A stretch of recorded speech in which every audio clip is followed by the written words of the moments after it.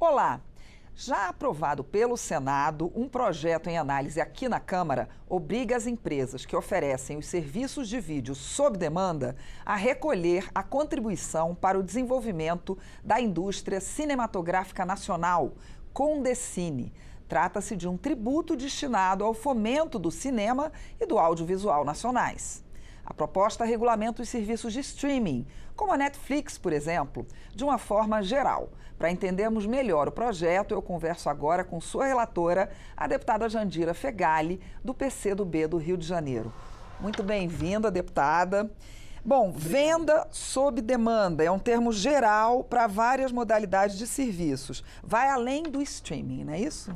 O streaming, na verdade, é o tema mais abrangente, né? Todos que usam a internet, né, para colocar as produções, elas estão dentro do escopo do projeto, né? Seja programação linear, outras provedoras ou esse streaming que todo mundo conhece, tipo Netflix, Amazon, Globoplay e todos os outros. Então, é um projeto que todos que ganham dinheiro com esse serviço estão dentro do projeto, né? Mas também tem aluguel ou venda de conteúdos específicos, né? Por exemplo, uma lojinha do YouTube. Não está dentro? Não, está dentro, mas não paga sobre tudo, né? Porque nem tudo no YouTube é um conteúdo do YouTube, né? É um conteúdo, às vezes, que o usuário põe.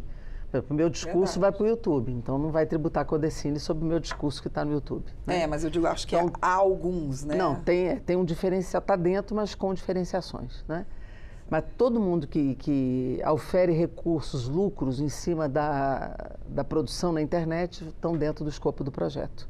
E o sentido é esse que você abordou, que é exatamente que todos esses provedores paguem o Condecine, que é uma contribuição específica para o fomento da indústria nacional de cinema. É o que o mundo todo faz e a gente aqui também precisa fazer. O mundo todo regula, o mundo todo tributa e nós precisamos tributar aqui também, em nome do povo se ver na tela, do povo ver sua própria produção. E acho que a gente já deu mostras e provas do nosso talento. Vídeo Oscar, vídeo Kikito, que já foi ganho, vídeo Prêmio de Cannes, a gente está ganhando muitos prêmios por aí afora, mas não tem tributos pagos para a nossa produção dentro do Brasil. Estamos indo de novo para Cannes. De novo. O texto que está na comissão já determina que a Condecine vai ser anual, com alíquota progressiva, e as empresas com faturamento acima de 96 milhões pagarão alíquota de 3%, é isso?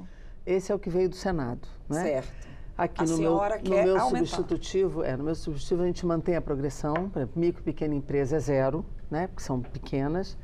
As intermediárias, entre o valor do Simples e o limite de 96 milhões, pagam 1,5%, e as empresas de maior porte, que são as grandes empresas, pagarão 6% sobre o bruto. Essa é a nossa proposta. O que veio do Senado era 3% sobre o líquido, nós dobramos e colocamos a base de cálculo sobre todo o faturamento, né? Isso é muito importante. A indústria audiovisual brasileira hoje depende muito disso. O Brasil é o segundo mercado mundial de consumo no streaming.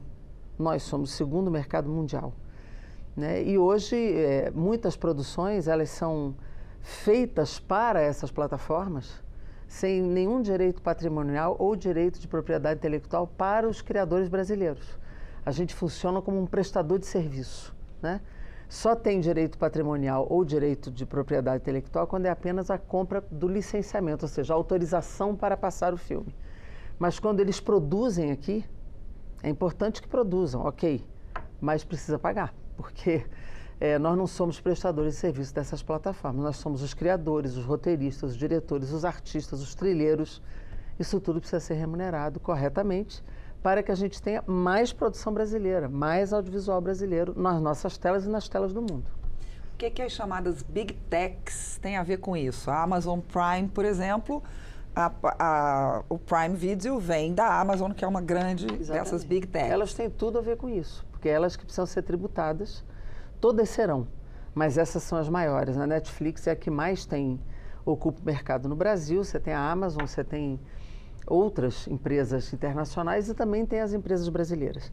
Aquelas empresas que colocam mais de 50% de produto nacional, sendo metade delas, pelo menos, de produção independente, terão a dedução de 50% dessa alíquota.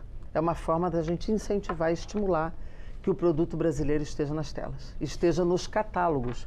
Quando você liga uma Netflix, você não vê filme brasileiro de cara no catálogo. Então, tem que ter um percentual de obras, e o projeto trata disso, um percentual de obras no catálogo, e com proeminência na entrada do catálogo, senão ninguém vai nos ver. Aí já é um outro aspecto dessa lei. Que também está no projeto. A proeminência do catálogo brasileiro dentro do catálogo geral. Aquelas porcentagens, que houve uma época que se falava nas porcentagens nas TVs abertas e principalmente nas TVs por assinatura, né? Na TV por assinatura, você veja, a lei foi aprovada aqui, né? E de 3 filmes por ano que a gente tinha, passou para centenas de filmes por ano, porque o fato de ter uma exigência de colocar a produção nacional, ela tem repercussão, é uma política afirmativa para o audiovisual brasileiro. E agora nós queremos fazer isso no streaming, porque esse é um pouco o futuro de muita produção, que é o streaming, né?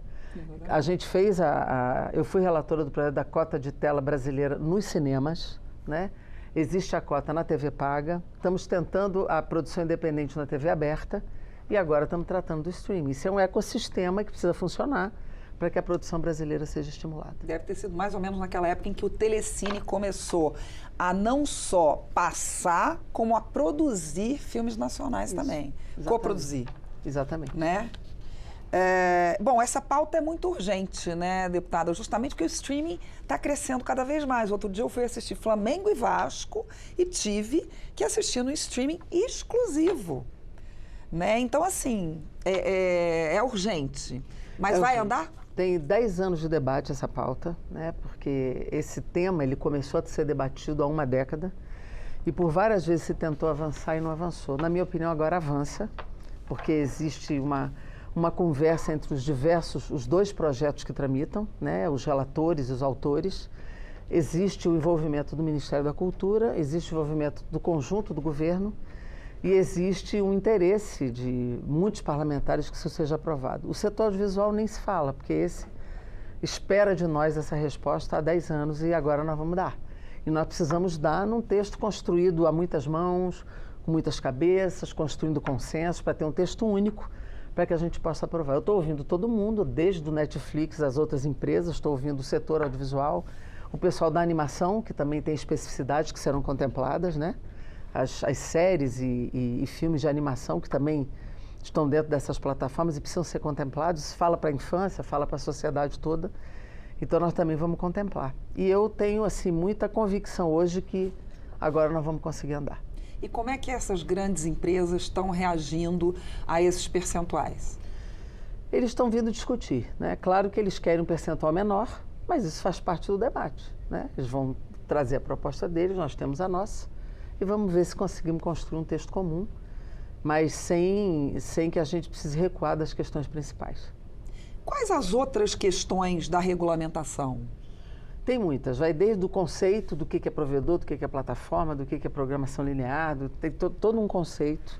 Tem as competências da Ancine, que é a agência de fiscalização de tudo isso, competências e prazos, né?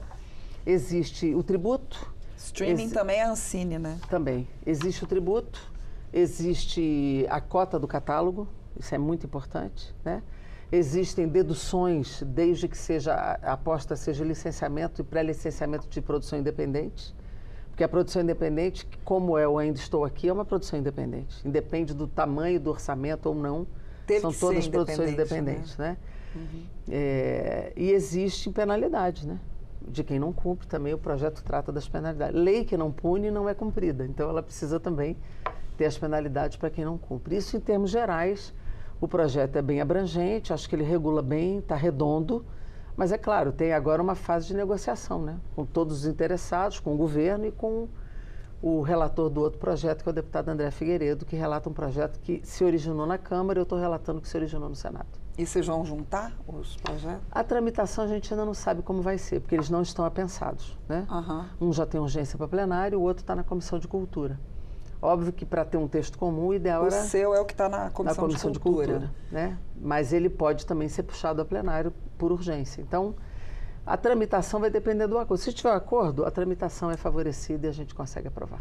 Ou seja, o seu está na Comissão de Cultura e passaria, se não houver urgência, ainda por quais comissões? Mais 3 comissões. Mais 3 Finanças e Tributação, CCJ e... Talvez Educação? Não. Não, é Finanças e Tributação, CCJ, Enfim, Comunicação. Comunicação. Comunicação, é a terceira.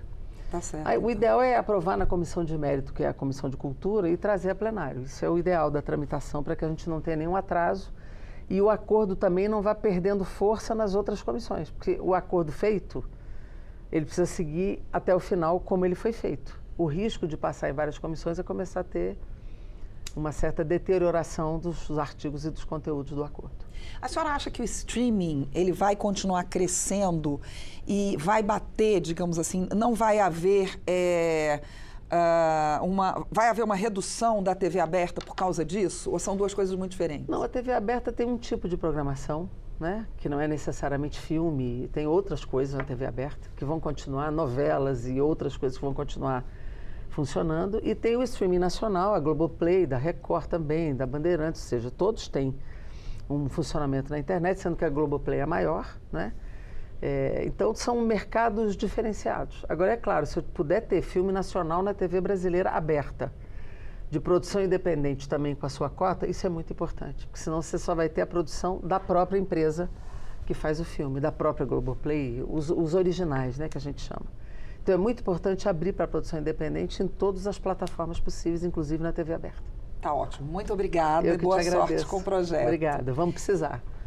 Eu conversei com a deputada Jandira Fegali, do PCdoB do Rio de Janeiro, sobre a regulamentação dos serviços de streaming no Brasil. A deputada, que é relatora do projeto na Comissão de Cultura, defende o aumento da alíquota da contribuição para o desenvolvimento da indústria cinematográfica nacional, a Condecine. Eu sou Mariana Monteiro e você pode rever ou compartilhar esta edição do Palavra Aberta, que fica no YouTube da Câmara. Até mais.